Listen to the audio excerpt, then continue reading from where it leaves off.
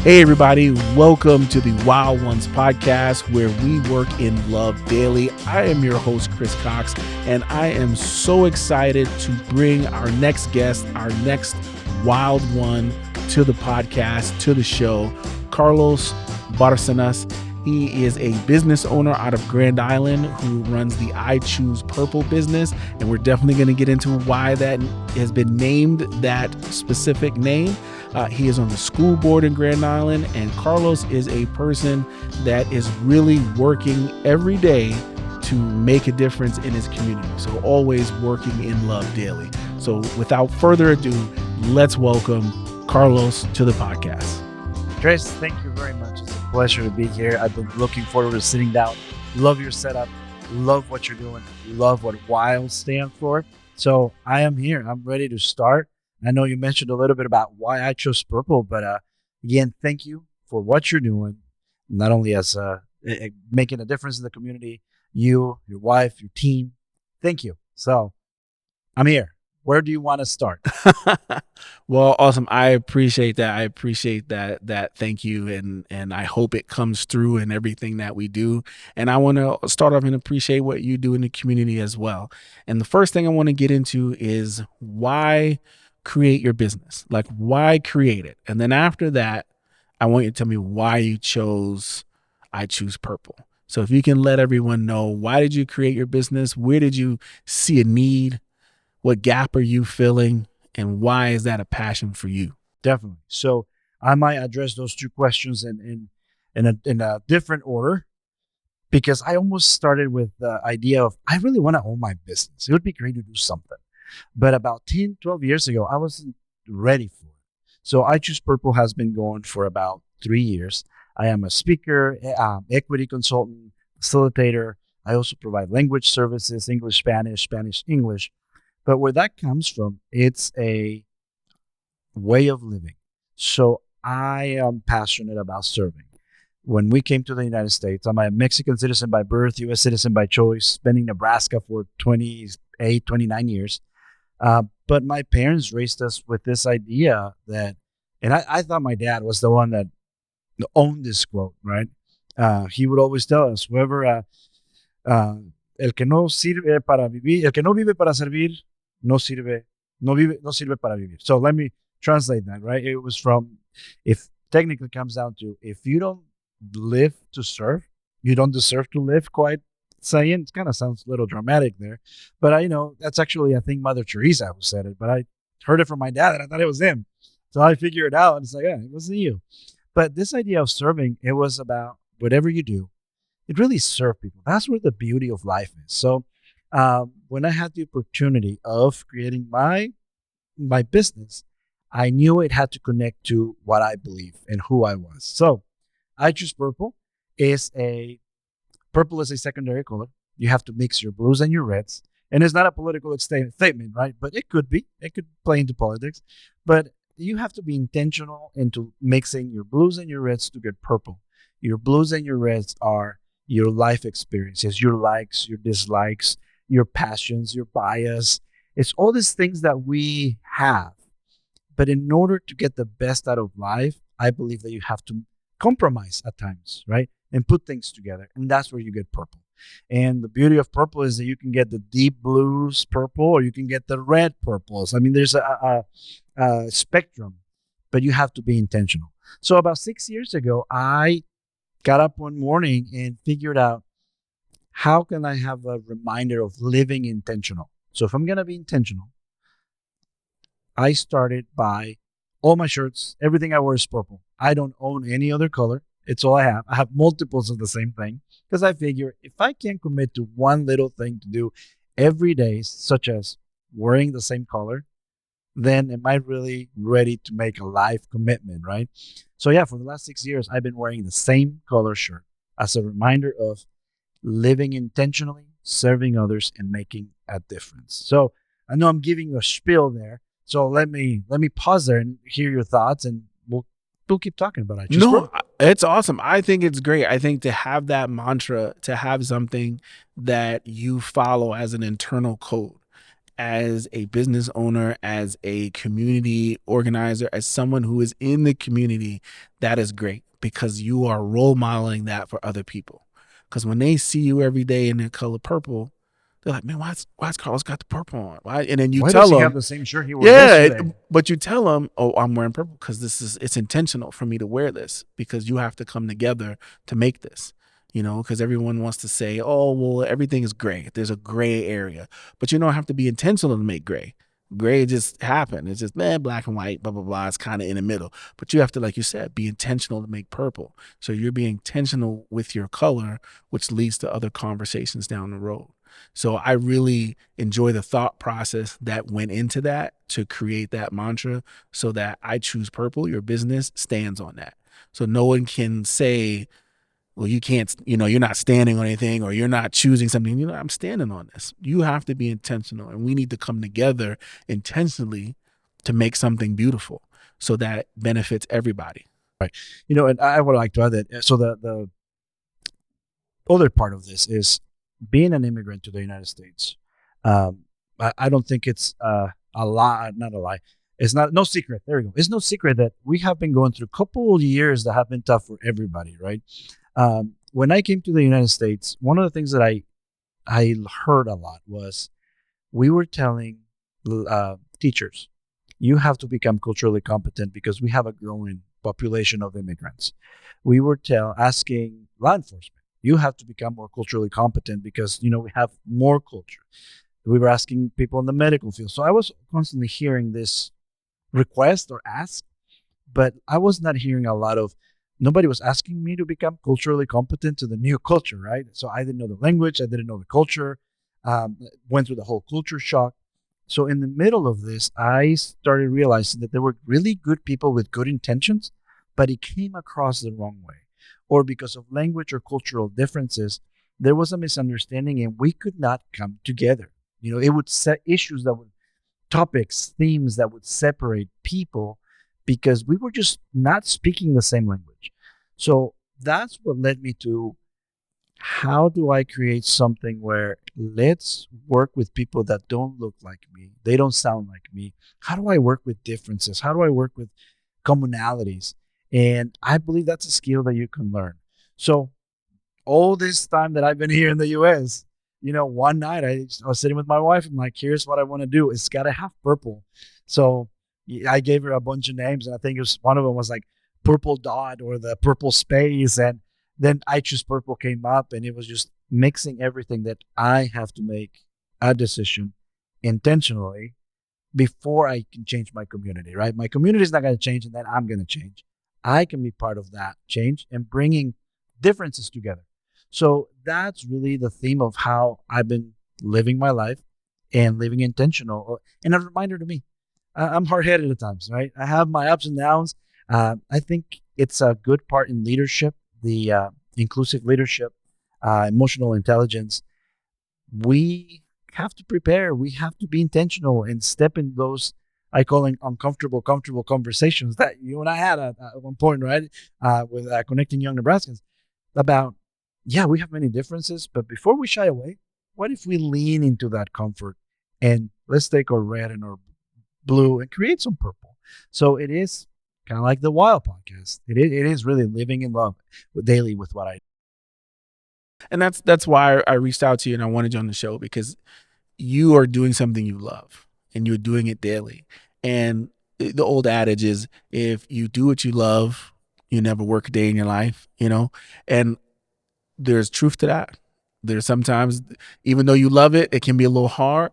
But I will say, for me, and I'm pretty sure you'll back me up, doing what I love and being able to do this and talk to people who are making a difference in their community, who are working to bring everyone together, being able to, set up lights and do a podcast and all the little cool stuff and techie gadget stuff I like to do behind the scenes, I don't work.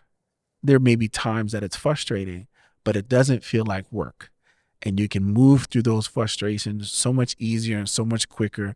You can see the light at the end of the tunnel, because it just doesn't feel like work. And I'm pretty sure you feel the same way. And everyone who's out there listening, man, make some purple in your life. Like, make some purple. Go be intentional and sit across the table from somebody and have a conversation. And instead of being red and blue and opposite ends of the spectrum, make some purple in your life. It'll make your community look a lot better. I'm telling you. I'm telling you, I'm telling you. My next question, what I want to get into, Carlos, is you talked about I Choose Purple, and then in that you touched on being an immigrant. You touched on your parents coming here from Mexico and you living in Nebraska for 20 some odd years.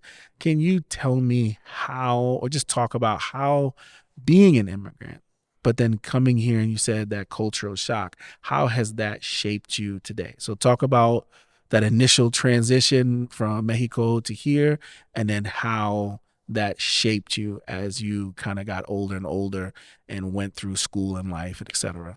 Definitely. On this journey, so coming when I was probably about 14 years old, um, at the beginning when my parents came as missionaries to Nebraska, because there was a missionary that was in Mexico, in the town that we lived, who, when he came back to Nebraska, saw the growth of the Latino community, Spanish speaking community, and invited my mom and my dad to come and be part of the ministry here. So that's how our journey takes us to Nebraska. So while it was a little bit different than many others in immigrants that have come to the U.S., there was a lot of crossover and similarities in that journey. Culture shock, meaning you come to a new place where you don't know anyone, right? And also leaving, you know how how us Mexicans and Spanish culture is. We're driven by family, we're driven by community. So we did leave everything we had. We had a suitcase pretty much for each member of the family, and left everything behind. Um, and in the immigration process, trying to get through the religious visa and all that process, it was a long time before we could go home. Coming to the US, trying to not having cousins, something that was familiar, um, have to learn the language. There's some cultural differences. There was a point that I did not want to speak English in my house. Where my dad and my mom were like, "We need to practice," and I'm like, "This is our house. Why are we gonna try speaking English? We can do that outside." Um, Dealt with that. It was hard to assimilate, but then I started picking up on the baggage that the word Mexican or immigrant for some people in our community brought, right? Right now, similar to what we're going right now with politics, with immigration policy, um, with this idea of fear of, well, they're coming, they're taking, and crime. So all these things that were added to the word Mexican, that I, for the first probably 3 years, did not want to tell people, even though I can't escape the color of my skin, I can't escape the accent, that I was from Mexico, because I felt like automatically there was a link to, well, you're an immigrant, you're a criminal, you're not that good. So that was hard. And as I met other immigrants in our community, there was that sense of, well, being careful, or how are you treated? So it was a tough journey on that sense. Now, on the same token, I met wonderful people around my journey, other immigrant families, as well as second, third generation immigrants that have been here, teachers, educators in the school system, and the community that spent the time to build a relationship that could see past, that made you feel, I can see past if you're Mexican or your accent. I can actually see who you are, and the essence of what you represent, and really build a relationship, which again links to what I try to live every day. Building relationships is such a key thing of our communities, that I think when we build those relationships, I saw people disarm their thoughts or their being defensive, and actually, when you build a relationship, you're able to stand up for people. Doesn't mean that you're gonna believe the same thing, agree on everything. So that journey was tough, and also, and I was grateful to have my mom and my dad, my family, who they were supportive of always pushing to serve, connect, and have grace with others, and also be quick to forgive. Uh, So I think that was a good piece of how I was able to deal with some of that emotional baggage that being an immigrant can cause. I want to ask if you can touch on a little more is how did you get through that period in your time where you wanted to both disassociate from your culture outside of your house, but also be deeply immersed in it when you were in your house?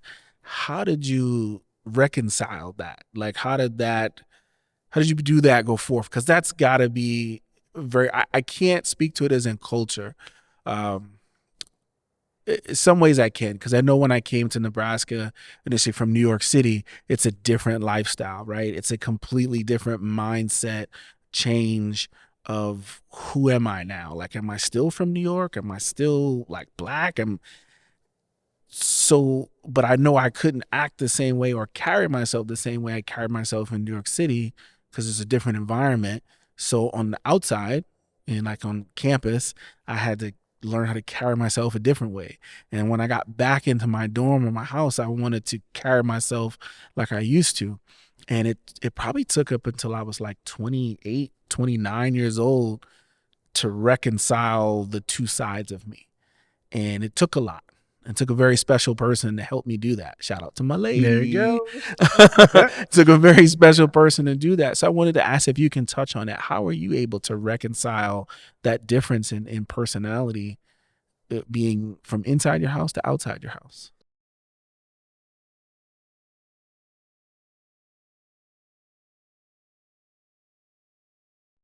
35. So they were young when they brought us here.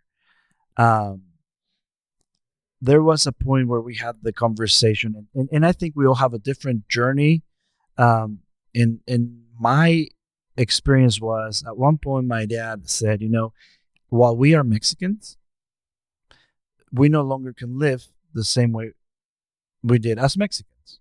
That doesn't mean that your Mexican nationality and the culture that you bring ends, stop, or changes. But now there's some things that you cannot do or access the same as we used to. So how do you learn like you did? Adapt to the community. When I say a small town that I came from a small town in Mexico, I'm talking like 2 million people. So coming from a small town to a smaller town of 40,000 that was a small town, right? And getting used to the idea that for some people in Nebraska, Grand Island is a big city or a big town. So all these different perceptions, and my dad and my mom were good at helping us navigate who are you and who's the essence of who you are. Yes, we still have our cultural values, right, and your cultural beliefs that are also unique to you. Even though we're not all the same, even though we come from Mexico, that might be the only thing we are the same. So that conversation was really a game changer, life changer, where we said, okay, what are some of the things that we can't do because we're not in the same country, right? So how do we adapt?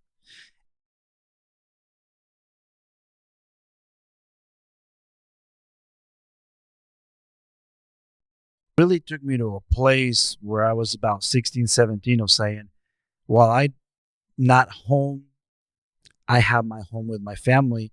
And now other immigrant families become part of that family that crosses cultural groups, language, um, and being. I think I'm an extrovert that has learned to be an introvert, right? I energize with people, I reach out with people. So that was a bigger driver for me as well. I wanted to be in the community with people. And I also wanted to change that perception. When I heard people say Mexican and I shied away from it, well, now I wanted to push it forward and say, I want to prove you wrong, that what you've heard, what you've seen, it's not the truth. It's not who I am. So it was a process. I learned the language. And as much I try to, work on my accent, it's still there. But wanted to make sure that conversation with my parents, I might be the only Mexican some of the people in our community might touch paths with. So make a good impression. So always with the mindset of really let's create change and get to know me. Let me get to know you. Be quick to forgive and have a lot of empathy. So it was tough, and I think I'm still going through some of that. To your point of now as I think back, I think I use some of this go along to get along, where maybe I try to be more of the Anglo local communities, right? So you had your other friends that said, "Oh, you sold out, and you just want to be one of them." Um, so some of that I'm still processing comments that I remember people saying that were borderline prejudice racist, that back then maybe I thought, oh, that's not how they meant it. But now as I gotten older and looked at the situation and circumstances, I go back and I'm like, no, maybe that's exactly how they meant it. So it's been a good process. It was long. And I think there's still some things where I'm still trying to um, continue to grow. I don't know that you ever end. I think a lot of us as people of color, I think we go through that, especially if we have moved to a different environment. Like I said, I can't speak to the being an immigrant, but I can speak to coming from one specific environment, from a huge city to a really small town, being like the only one.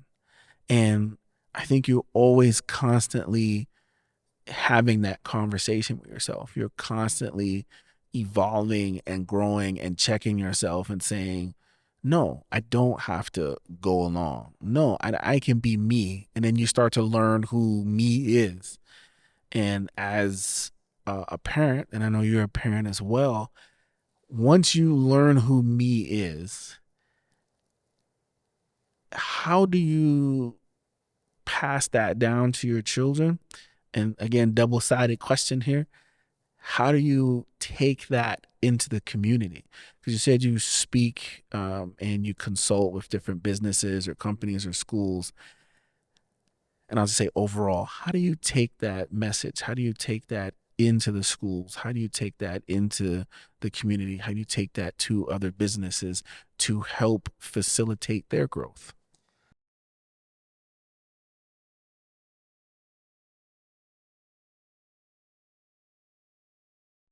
Good thing. We have to practice more self awareness. Recognize the more we learn about it ourselves, it's easier to have deeper conversations.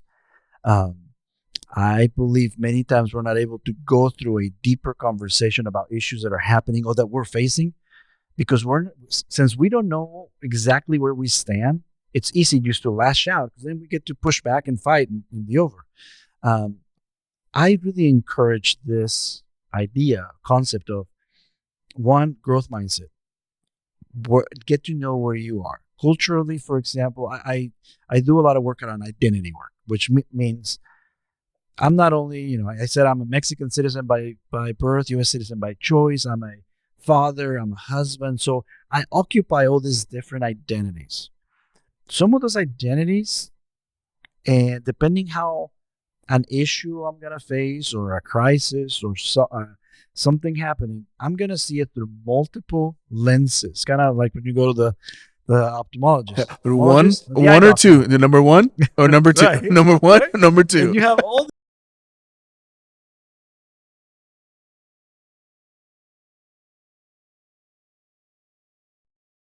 and you're so you add all these lenses, and that's how you see it. Now, if you know what lenses are there, then you are able to then ask the question, why is this bugging me so much? Right? Why do I have this gut reaction to certain, I don't know, topics, issues? And you start looking at your lens and you're like, oh, it's touching on my ethnicity lens. So, but where do we stand not only on those identities, but also this external dimensions of identity, which could be your religion, your spiritual belief, your political affiliation, um, how much school you have. Those are things that you can change. But many times we believe them so much, we haven't stopped to question, why do I believe what I believe? So the concepts that, how do I take this to communities? How do I take this to leaders, to organizations when they say, hey, we want to create a more diverse equity, we want to explore that world. Well, I start with with who am I?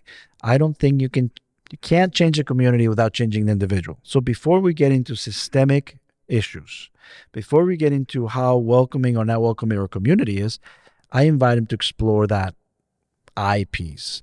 Understanding who we are, why we believe what we believe, helps us understand the other. Also, acceptance doesn't mean agreement. So we can have a conversation and you can tell me something and I can accept what you're telling me and completely disagree with it. And we're getting more into those civility, conversations, right? Can we have some of those discourse and still get to Still stay at the table, stay still have the conversation. and create? Yeah, so create an answer or we can work together on so many things and still be on opposite sides of a spectrum, right? But having that muscle or having that ability is a muscle. So how do we do that?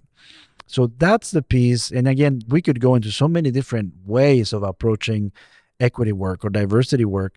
I just take it back to hopefully a foundation of before you do all these things that you want to do that are great, I want you to know yourself better and why you're going to create those changes, right? So that's one piece. You touched a little bit on like how do I take it to my children? That has been a learning journey, and I. It sounds like a joke, but I have learned to approach it this way. Before having kids, and my wife is from the huge city of St. Liboire, Nebraska, right? So when we moved to Grand Island, it was a big city for her. She didn't want to move there because it was too big, and I didn't want to move to St. Liboire because it was way too small. But we have a blended family. She is born, raised in the U.S. So we've had those ethnic race talks, language talks, and before we had kids, people asked, "Are you going to teach them Spanish?" And here's what I have learned, or what are they going to be? Are they going to be Mexican? Are they going to be American? So my three Mexican friends or type of friends I have is, I have my Mexican friends that have kids and say, my kids are Mexican because they are born from us that are Mexican. I have others that say our kids are Mexican American because they are born in the U.S., but born from Mexican parents. And I have a third group of friends that are Mexicans that say our kids are American because they were born in the U.S. When it comes to language, everybody's a different. It's so hard. I props, kudos to all of you that are bilingual and are teaching your kids a second language. It's hard, but so how do I? It's been a journey of my kids have picked up on certain parts of language, right? But they have also experienced daddy looks different. Like my little one, my dad is light skinned. See, and that's one of the differences. When I came from Mexico, skin color was not really an issue. So when people are like, well, why are your kids white? What is your family? I'm like, we have white people in Mexico, right? Green eyes, blue eyes. So the colorism is there. But one of the things that we've experienced, my little one was telling me the other day, Daddy, I'm going to be like you. And he was holding his mustache. I'm like, what are you talking about? He's like, I'm going to have a beard and a mustache. I'm like, oh, yeah. He's like, yeah, but the only difference is that I'm going to be black or I'm going to be white. And I'm like, and what am I? He's like, you're black. So they see that, right? They understand that. And on the inner core of, so if you get into the circle of family and processing this, one of the things that we had to process is what name do I give my children? I'm not one to pull the race card, right, at everything. Or I think that we have racism. We have those issues. But I knew that they're already going to have a Barcenas last name, even though they're light skinned. Do I want to give them a Latino Spanish or sounding name? And that might become another barrier. So we ended up actually giving them a Latino sounding name and an Anglo sounding name. And it's been hard to process, right? Because you're thinking it's part of my identity, but I also want to keep them safe and give them opportunities. And they've also been in situations where they know and they say, Daddy, they're talking about you. And so there's this multiple identities that we've had to process. And to me, that has been also how do I pass that on to businesses? How do I pass it on to our kids? It's not just about race. It's about so many other things. The thing that I want to pass on was love people, serve people. Doesn't mean that you have to agree, but also pass your judgment and be present. So I'm still in that journey, and we can go so many different ways. I think that journey is always there, and as a parent, like I said, and as a parent of children that are biracial, like my children are Afro Latino, and having those conversations. Because again, I'm light skinned, but I'm still darker than my children, and so having those conversations of raising them in this world is definitely, because I have to go step through different identities, like you said. And before I could jump into that, I really want to say how impressed or how I really enjoyed your breakdown or your analogy to going to the optometrist. I think literally talking about lenses and the lenses that we put in front of our eye. Because what's the best saying? The eye is the window to the soul, right? So you, knowing your soul and being able to understand what lenses are in front of you, I think is an amazing analogy. And I think that you should definitely copyright that, Right? or I'm gonna use it. There you go. But I think it's Yeah. amazing because it really puts a really good and well defined picture as to how we, especially people of color, how we see things, especially when people ask us, well, why does this make you mad? Why are you upset about what's happening in Minnesota? You're not from Minnesota. You're not from there. And it's like, yeah, but I'm a black man. I am a large, you know what I'm saying? I'm a bigger black man. I've come from the inner city and I have that lens of having dealings with the police. So those issues touch that nerve or touch that glass or touch that lens every time, and you have to process each and every one of them to come to a statement that is true to you, and also the way that you can break it down and others can understand where you're coming from. So I think that was amazing. When you were talking about it, it's like that is probably the best I've heard someone explain that, and especially going back to when you said you got to know the I, you got to know you. So you have to know the window to you, your soul. You have to check that, know that, have growth in yourself before you start this work. Because so many people want to say, I want to start a nonprofit, or I want to start a for-profit business, or I want to help my community. But there's still things that they're fractured inside, and they have their biases that aren't aware of. And they step into this work, and this work exposes all your flaws, because it's going to put you in that pressure cooker. It's going to put you under the lights, literally and figuratively, and everyone is going to poke and push and prod. And if you have not at least attempted to look within to be able to answer these questions and stand up on the stage and stand up on your word, it's going to be a very, very hard road for you. And having you come on and say that, say, this is how I've been able to do this in my community, it then stands to show why you are successful in your community, why I Choose Purple is successful, why you're working with other businesses.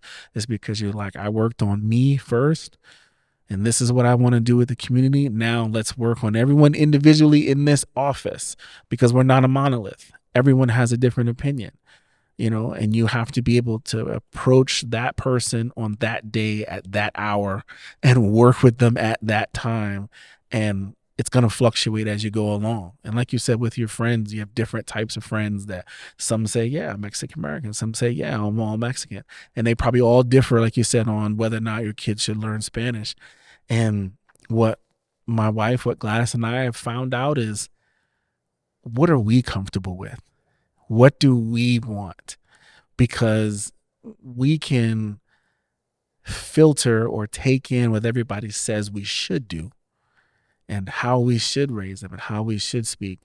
But if we don't know our I, if we don't know us, then yeah, we're going to try to please everyone else. But we've been able to look and say, this is who we are, and this is what we're going to stand on, and this is what we're comfortable with, and we're going to move on. And so I think I just want to say kudos to that, man. That was great. I really, really enjoyed that. No, and you brought that.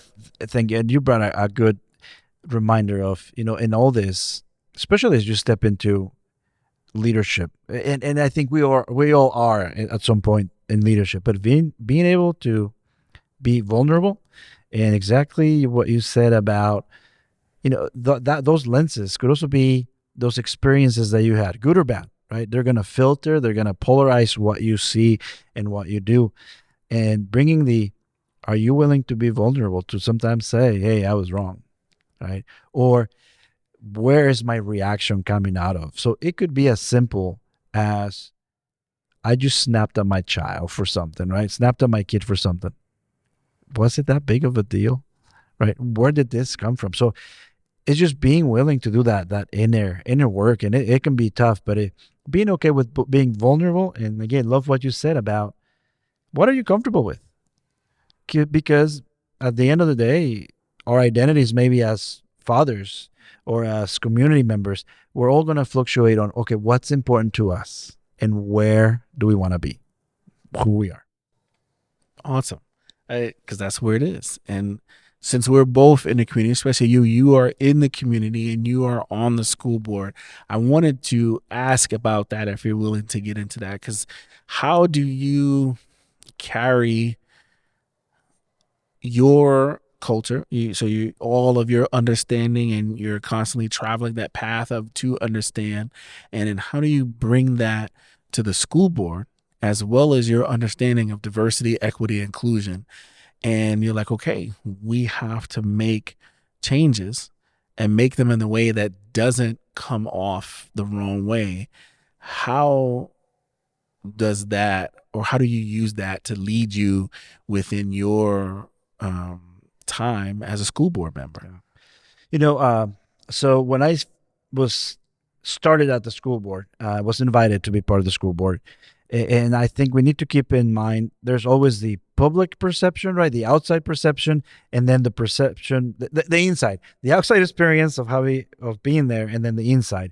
And what I mean by that is, okay, I was invited to be part of the school board, which, again, keep going back to my family and parents and the values of, if you want to be, if there's a problem, you can, be part of the solution or That get involved. continue being part of the problem. So I thought, okay, I'll go, I'll serve. So I knew that I was bringing my immigrant experience from a Mexican community member to the school board, right? I knew that things were a little bit different. So in the journey, before I started on the school board, my journey of learning to be culturally competent in the U.S. culture. How do I, the agendas are different, right? We are familiar with, we get to a gathering, we want to say hi to each other, right? Shake hands. How's the family? How's the kid? Even on business in the Spanish speaking communities, many times there is this, let's catch up, it's very social, then we get to the business side. American culture, here's the agenda, starts, ends, adjourn. If you said hi or greeted each other before that, not a big deal, right? If you did or didn't. So I knew there were some difference that I still had to navigate, and I was learn to do it.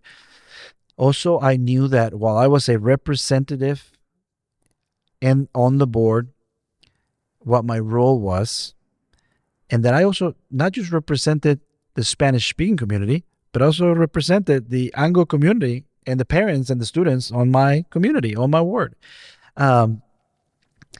It took being intentional to approach conversations that were uncomfortable. It took people that were truly invested in students in our community and that were willing to hold space and say, we see you and we value what you have to say. So what do we do? So that's a big piece. No, it took me a while to learn how to work, be part of a board. So at the beginning, there was this community perception from even people that were of color and immigrant Spanish speakers, along with the Anglo community, that thought he's just the token, right? He's just there because they need a Latino in the board. A lot of us think, though, a lot of us feel that way, that we get tapped to be in these rooms, and imposter syndrome, and it's weird because it's like a full community imposter syndrome, because you yourself don't feel like you should be there. Like, why did they have me there? There's probably somebody else, and the whole community is like, well, he's not gonna really get nothing done. They're not gonna let him do anything, and you feel like you shouldn't be there, which is a horrible feeling, but it's something that people of color, it's something we navigate every time we get into the new room. That's something additional we have to navigate while navigating the inner workings of the room that we're in. You questions like, am I really going to be heard? Like, does my answer carry, does my contribution carry value? So yeah, and then, as you go and you have some people that are I had people that were pushing and saying, "Hey, we need somebody in leadership positions." We're familiar with that narrative, saying we need to continue to help people of color be in decision-making tables, spots, leadership positions. So, there was this happiness, or hey, we have someone there, and then months in, well, Carlos, we need to. This needs to change, and this is happening, and then Well, you feel like, well, but I'm not responsible for that piece, right? yeah. So understanding how the system works, Because right? they when you get there, they feel like you have to answer for everyone. You are the mouthpiece for your entire culture, for your entire race, and you have to be able to answer. But why did they do this, or why did that happen? Why did those kids do this? And you have to be able to answer, be in everyone's head, and be completely omnipotent. And then also, your community wants you to get things done. We need this done. We need this. We need this. We need this. And it's like, I want to help you, but I also want to help everybody's kids because, like you said, be intentional. Reds and blues come together, make purple. If I help all of our kids, then we all can go up. Well, and that was the hardest. So even now, so I've been there about 10 years now. I am very grateful of the board that we have. We have a very culturally competent board. And what I mean by that is, so many times, again, we need somebody of color at that table, right? Or we need representation, which we do. I'm not saying it's not valuable. Definitely. What I found so far with the people that we have around the school board table, and the administrators and the system and the process is school boards, our school board members are willing to hold space for uncomfortable conversations about, hey, what about our Spanish speaking students? And then, Carlos, you are familiar with some of it, right? We're not asking you to speak for everybody, but what has been your experience? And I'm not the only one that is having those conversations. It's the administrators, it's the teachers, it's the board members that are willing to say, well, what about our kids in the lower socioeconomic group? And we know they're not just Latinos, there's more, right? So we have been able to make the difference between challenging you, Chris, because what you stand for, versus challenging your ideas and your thoughts and what you're bringing to the table. So I have nothing personal against you, and having that understanding that can we truly have a tough conversation where we know it's in the best interest for our students, but I know what I'm bringing to the table. Now, I'm not being asked to be the expert on everything. We're there to, we have two responsibilities. We hire and fire the superintendent. We overlook, policy, and we're part of that. One thing that many people don't know still is that we are part of, we have about, in Grand Island, 21, 22 standing committees. We're all 7 or 9 school board members are part of at least 3.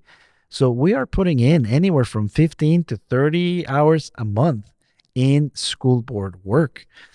We're having a lot of these conversations. So the way I've been able to have that is creating relationships with board members. I mentioned about I would show up to the meeting the first times and nobody would greet me. Nobody would say anything. So I would sit down and I was questioning, did I miss a meeting? Did I vote for the wrong thing? What's going on? So actually the conversation came up. I brought it up and a couple more members were open to that conversation of, I just want to get there and say hi to everybody and ask you about how your family was. Then I'll go sit down and we'll do business. Changing the culture, changing the mindset of it, because now instead of being standoffish, instead of standing in the room and it's me versus you, now you're all together. Now I know about what your kid's doing in flag football. Now I know about what you did on the weekend, and we can have an amicable conversation because I know you past what you don't like. And now we understand that, but I also understand a different side of you. And that's the side we want to tap into. That's how we have a better conversation. And it was so one, give them an understanding of culturally how I function, right? What I need in order to function. But I also understood culturally, and they had nothing against me. They were not mad. They were not, standoff. That was culture. You do business, we're here just for business. But it created that, okay, where are we? Who do we want to be? And to the point that when families come to the school board meetings that are Latino, I know they feel the same way. So when I'm out, from the board horseshoe that we call, even though I'm at the front, I will speak to the parents in Spanish, and nobody in the board will say, "Well, what did you say?" They're just glad that, hey, I made a connection with the parent, because we want to do everything we can to connect with them, right? And we do offer, when we know there's more families coming in, translating or interpreting services. So the way I have brought in my experience is be able to look at all my lenses, but also understand how the other works and how systems work. Um, and to remember that it really takes all of us. And as we were getting set up, we're talking about many times people want quick answers to complex systems, right? That does not work. So why are we not getting involved? Carlos, why are you not changing this? Well, I have no power as a board member as one. We have power as nine. So there's a system.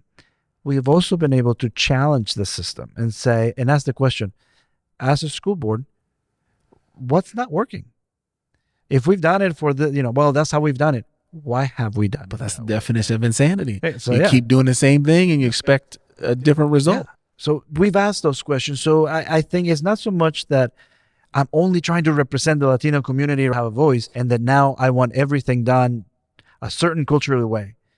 But what we want to do is have a appropriate cultural responsive way of doing business. And again, it's going to take me to understand it's purple. That's purple, right? Well, everything should be, the shoulds.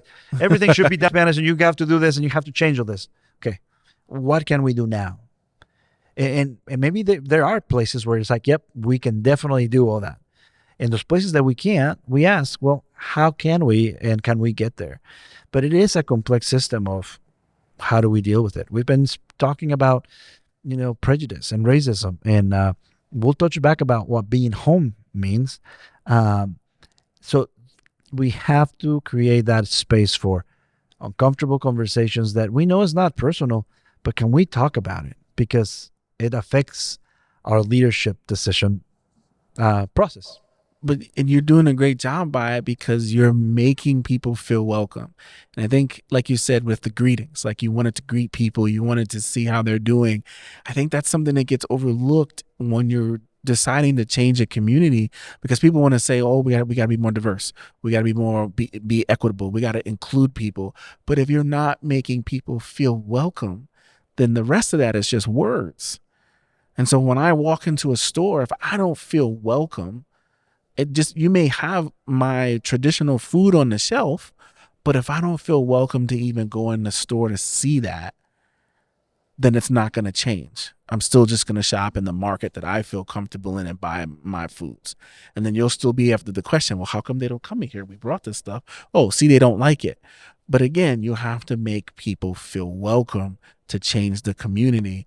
And that's what you're doing. Because when I listen to you, it seems like you're doing your best, whether in your volunteer time on the school board and in the subcommittees, or whether it is in your business and I Choose Purple, you're trying to make people feel welcome, number one, or teach them how to welcome others, number two, and then teach them how to reconcile themselves and to be able to move forward with all of that, and to be able to do that and recognize that those are necessary. So I have to applaud your work. You got to get the kudos, because that's the reason why the Wild Ones exist, is to give people like yourself who are in the community, working in Love Daily, going to those meetings after your job, or after, your kids have a sporting event or a school event, and you're making the time to be intentional that, and you're doing that, and it may get hard or may get frustrating, but it's still what you love to do, and you're still doing that. And that is awesome. And you want more people to be purple. And I want to not end, but I want to ask one question, is because you're talking about being intentional with, being a leader and leadership and where that lies. I wanted to ask what you're doing for the following generation, like whether it is with I Choose Purple or whether it is within your volunteer work or just in the community. What is something that you're doing or you think needs to be done with the next generation to have viable candidates to replace you, to do what you're doing and take it to the next level? It takes all of us. And I think we have to break it down to where are we wanting to make an impact. And going back to what you were saying about, doing what you love every day, you don't really have to work, right? Because you love it. But loving something doesn't mean that it's not going to be hard or that you're going to have to face barriers or issues. I am grateful. I think what I'm doing is I'm following on these footsteps of others that put into my life, right? That I was able to say, I'll be coachable, I'll be teachable if you're there, right? And they helped me through this journey. There are great people in our communities. The biggest impact right now that I hope is where we can make, we can make a difference. Because it's not just me. It's really the people that I'm coming in contact with that are willing to sit down and model and stepping into the unknown. Maybe I don't know. Being able to create a spaces for you want to be a mentor, and not officially, right? There are people in our community that are just watching us, and I've had younger. I'm getting to that point where I'm just like, younger kids are in their 30s and 20s, right? It's no more. Oh, they're younger and they're in their teens. No, they come up and it's like, really would like to do what you're doing, or I appreciate, or they will ask, hey, I'm in this situation as a young man of color, and I want to pursue this position. What can I do? So modeling that relationships are key. Build relationships. Know who you are, and that we are all in this together. And there are times where no one will step up, so it's you. And there's times that you are allowed to say, I'm done, I'm tired, it's been hard. I think I've been finding myself at that point multiple times where I've questioned, do I have to? Right? Is it me, or how can I bring somebody with me? That it is going to be tough, and that we're not going to agree on everything. That there's times there are people that are bad people, prejudice that exists, right? People that push your Right. buttons But then and intentionally push them. there you go, and they have a malice right through it. Yes. Because I also haven't encountered people that truly are questioning not me and my identities and who I am, but they're questioning something different and they're curious about it. Mm-hmm. And some of them are curious and it comes across okay. And Yeah. some of them are curious and you're like, that Yeah. came out really bad, right? Let me explain why that was bad and let's reframe it, and I will go ahead Yeah. and answer this question Yeah. for you. And I've had people call me out too. And when I've worked with not only different ethnicities, but as I've worked with people in the LGBT community, people that have different values in spirituality, for example, I truly want to understand what's important to you. And there might be times that we need to work together. We need to have more of those conversations. I think social media has taken away the ability to have question someone without making it a black and white. Oh, you didn't do this, so you must support this.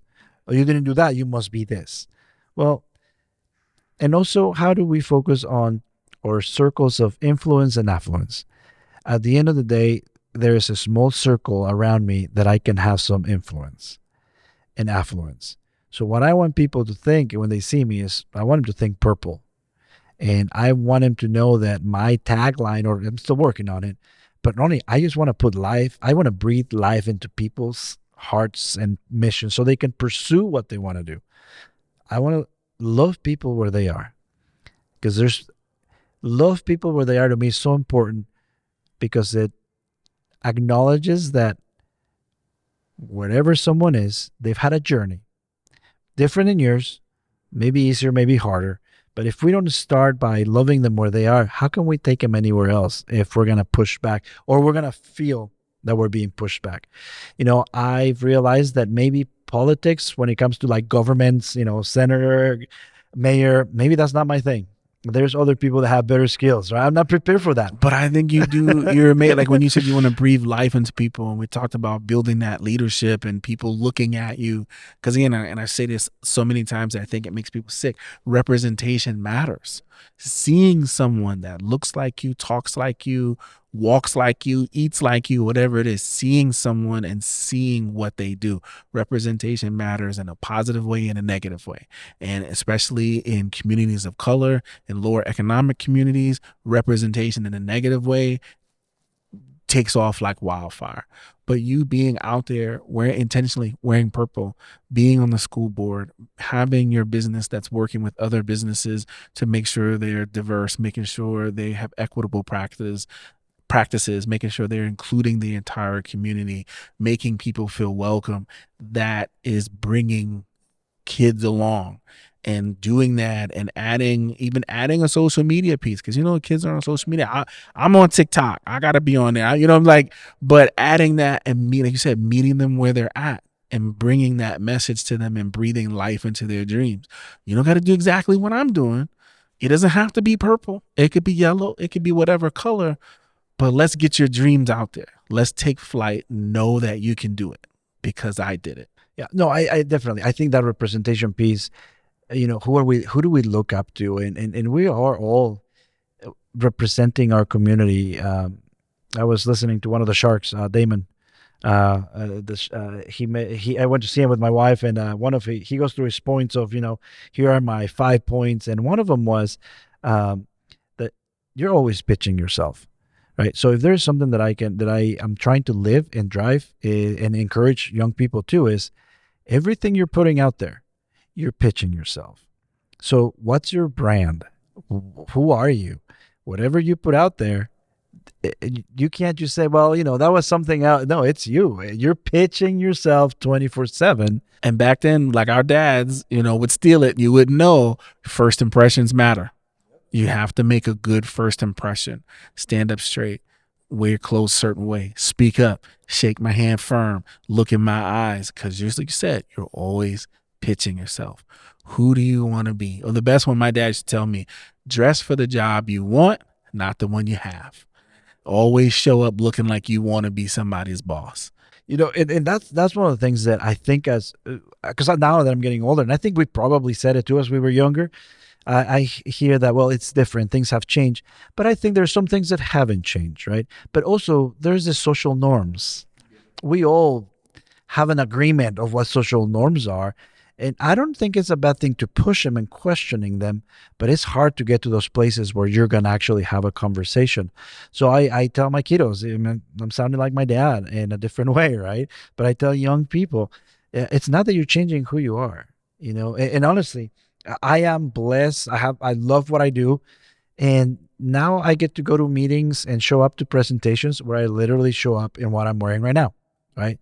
I am me. I'm my brand. There's a space for that.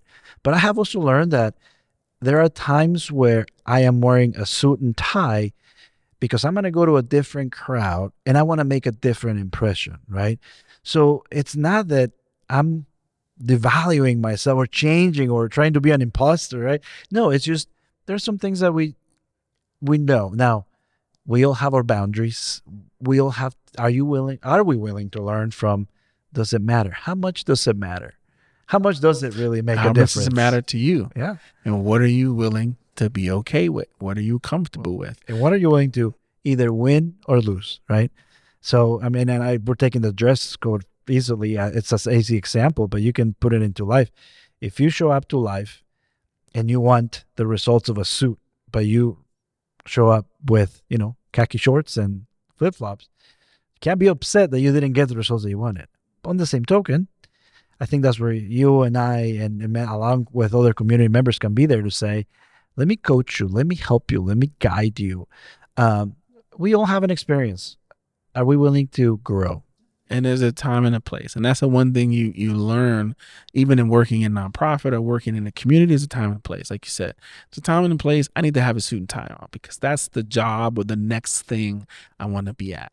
But then there's also a time and a place where you meet people where they are and you're here in maybe a button up and some shorts, or a purple t-shirt and some jeans, because you're meeting everyone where they are. And then when you go to wear the suit and tie and you're speaking, you're meeting them where they are. And then so on and so on and so on. And just learning how to manage that. And like you said, understand you're not being an imposter to yourself, because both sides are who you are. That's both your lens, but it's knowing when to be which one and be the other. So I want to again thank you for being on the show, because this was an amazing conversation and we covered so much, and we could probably be here for another 2 hours covering things. But I want you to shamelessly plug yourself. I mean, give every ounce that you're comfortable with. Tell people where they can find you, how they can get in touch with you, either by social media, by email. I also know you have a podcast, so please talk about that. So this is the time to shamelessly plug yourself, Awesome. Carlos. And before I plug, because but before I do that, I just want to get, when we started, talking, we started talking about home. And I just want to go back to something that I to sum up what we've talked about. Um, in the last, as crazy things have been in our communities, in leadership, you guys are plugged into leadership and making changes. Little by little, I started feeling like, man, I don't feel like I'm welcome, right? I don't feel like I'm home. So there for a while, I even tell people, Grand Island is not home anymore. Now, what does that mean? You start looking at social media and being in leadership position when you're being questioned and pushed and blasted in many different ways. I started feeling like, man, this is not a welcoming place. But then I would get home and be like, but we have such great people, right? And so it is. So I was dealing with all that, and as I processed everything, I've come to realize that for me, home is where I've built relationships with people that see me and hear me, like you in Lexington, with people that are across Nebraska that we've sat down, right, and made relationships, and we had conversations, and you get to feel like you belong. So Grand Island does feel like home because there is people that see you and hear you. So I would encourage everyone. That's why it's important to build relationships, regardless of ethnicity, and we can go into all this equity stuff and diversity. But at the end of the day, build a relationship with somebody. Just get into that deeper. So with that, thank you. I Choose Purple, Facebook, I Choose Purple, the website.com. My podcast is called At the Purple Table, which I do have you on my guest list. It's just, I'm not working as hard as you are. You guys are hustling. I only have 2 episodes. At the Purple Table, a place to have comfortable conversations about, you pick the topic. And again, going back to the concept of how do we get to know and build and work with people that might not believe the same things, how we develop those skills. So that's what the podcast is. I am on Anchor and Spotify. But yeah, if you go to IChoosePurple.com, you'll have the website. There's all my contact information is there. And honestly, when I started this gig, I didn't know what to tell people I did. So here's what I'm going to tell you. If you're looking for anything related to diversity, equity, language services, you just don't know where to start, I'm the best candidate. Let's sit down, let's have coffee, let's figure it out. I Choose Purple. Yeah, just choose Purple and then go from there. But again, if you're looking for a facilitator for meetings, creative meetings, have inclusive meetings where every voice is at the table, strategic planning, if you're looking for a workshop speaker, you're looking for a keynote speaker, I am your man. And if I'm not it, I will find you somebody. But really, I'm just looking forward to connecting. Best way that you can help us all out is, sharing your podcast, sharing my podcast or content. I'm still on a learning journey and loving connecting with people and creating home. So yes, that's how everyone go build a relationship with Carlos. Go onto the podcast, go to the I Choose Purple website, look him up, contact him, find him on social media, make a connection, build a relationship with Carlos, and learn how to help your community and how to facilitate the conversation of change. And with that, everybody, thank you for this podcast. Carlos, thank you for being on. And as always, everybody, stay wild.